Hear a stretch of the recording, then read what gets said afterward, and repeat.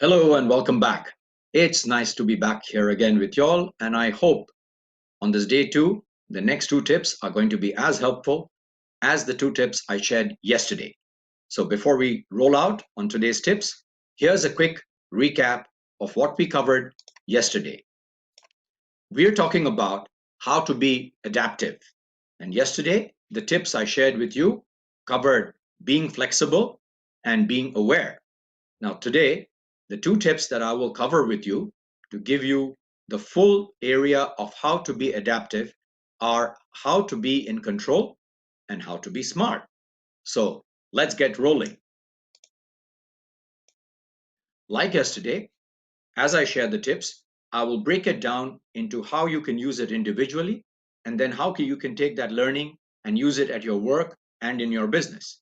So the first tip for today, as I mentioned, is how to be in control of this entire scenario. It starts with looking at the experience we individually want to feel or have, and how can you then take that learning into your workspace. The first thing first is that we actually control how we react to whatever circumstances that we face. And this is where yesterday's two tips on adaptiveness comes very useful. If we are flexible and we are aware, we're already halfway through being adaptive.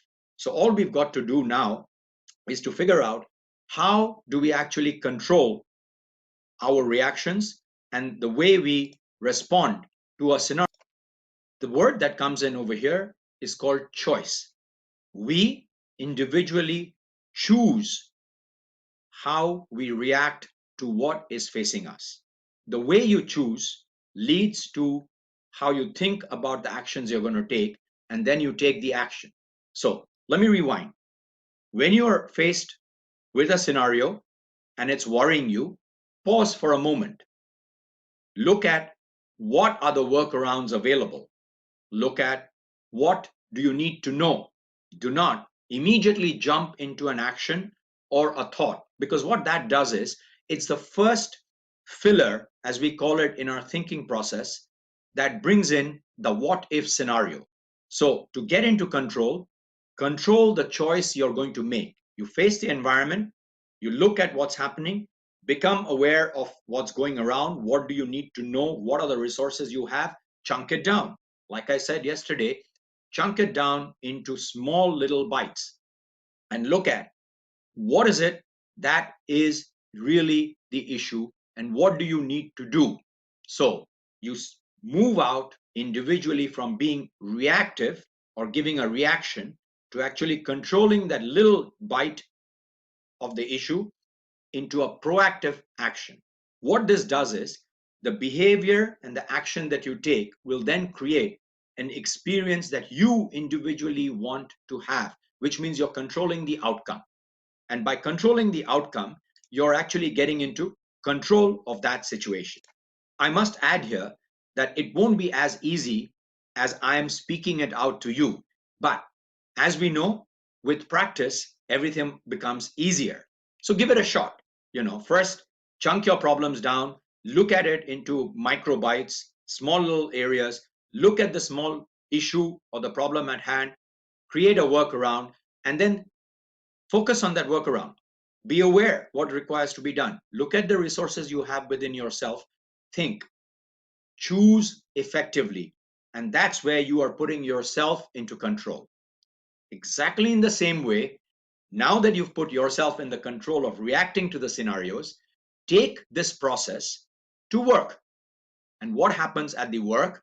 There are two critical sets of examples that need to be controlled or delivered within one's control. These two work experiences are usually known as the employee experience or the customer experience. The word experience is the one that's common between both.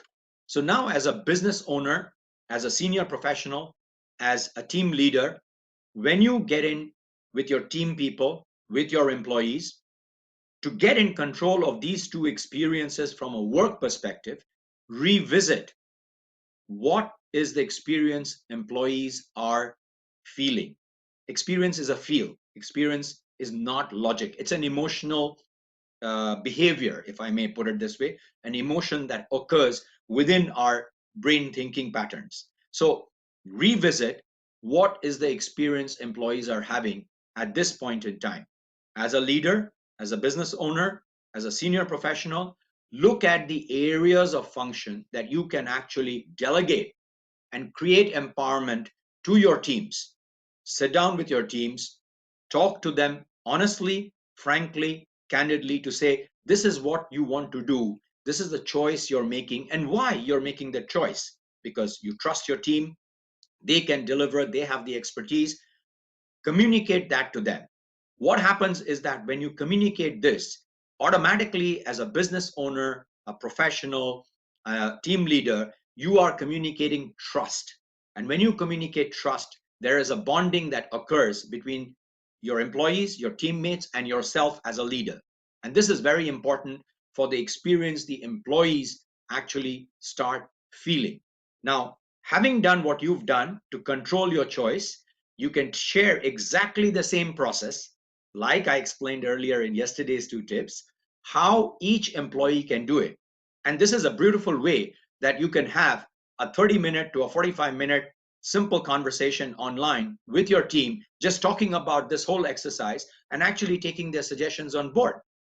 Yes, I will warn that right at the beginning, you would have some reticence and some resistance. And that's only because as human beings, whenever something is out of our comfort zone or out of our norm, our initial reaction is to not do it, but prevail calmly and politely, explain the steps to them. If necessary, use this video once more and show it to them.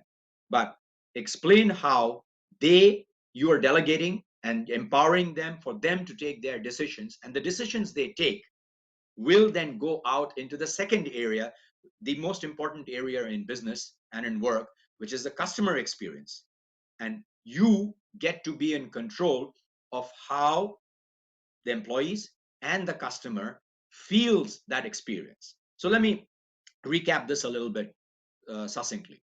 Individually, you create a way in which you choose to control the minor scenario, issue, or problem you're facing. The choice you make takes into account the resources you have, you're aware, takes into account your adaptiveness or flexibility in doing a workaround or overcoming that little issue. In the same way, when you start with your employees and your teams inside at the workplace and in your business, the first thing to do is to have this conversation to say, this is what you're giving them, you're empowering them to take the right choices. And how do they make the right choices is the process that I just recapped. Having done that, and why should they do it, is because the choices they make on their work roles is going to impact on how their customers and their stakeholders externally that they react with and interact with are going to feel what the business and the brand gives out as an experience. And this is very, very critical because this is where you are actually being in control of what you want both your employees and your customers to feel. And by controlling, maybe it's a very hard word, and I'll say influencing the experience you want to feel, you are driving the outcome to a desired result that you want. That's the third point of being adaptable, be in control. So when you're flexible and you're aware of what's happening around and you've identified the resources that you need, you start with individual choice, which brings you from reactive to proactive. And when you choose, you get in control. Let's take on the fourth tip, which will then summarize the entire area of being adaptive. The fourth tip is be smart. We are all intelligent people. Every one of us, every single human being, every single team member and employee that you have with you, and every family member is highly intelligent, a human being. Give them that due regard and that due respect. That's how you become smart. Now, from a work perspective, there could be various pains that as senior leaders, as business owners, as team leaders, even as just employees, you all could be facing. Perhaps the most important of all, that's right in the forefront of all of us, is the financial challenges that has come around in this scenario. So how can you be smart and actually work through and adaptively to roll over the financial challenges or work around the financial challenges? Go back to the basics. Look at what exactly is the financial challenge. Is it an operating cash flow? Is it an investment required that you need to defer? Identify what is the challenge and then break that challenge down into steps or bits and look at each bit and strategize. Take each bit, go back to your team and say, here's the bigger picture, but we need to address this issue right now. Say, for example, you had a monthly sales revenue coming in. Now the sales revenue has dropped by half or by 70%, and you require a cash flow weekly of a certain amount. So the issue is not looking at an overall sales revenue again, but look at the cash flow that you've calculated. Now you need to sit down and you need to actually calculate every single area that cash flow is required for. So add up all those elements you need to pay out or pay for to keep business continuity and come to the amount. Take it back to the team and say, hey guys, for us to go forward right now, we're looking at this amount X every week, 7 days a week. What ideas do we have that we can use to generate this weekly cash flow? And what will happen from there is you'll find a plethora of ideas being generated.